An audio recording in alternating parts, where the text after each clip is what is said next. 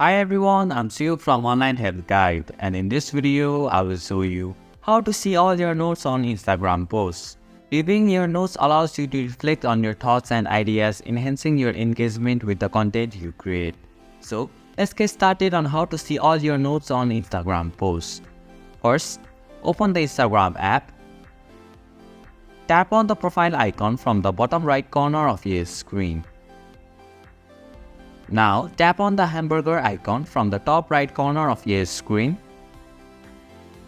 From the menu, tap on the Your Activity option. In the Your Activity section, tap on the Notes option. Here, you will see a list of all the notes that you have added to Instagram posts. And this is how you can see all your notes on Instagram posts.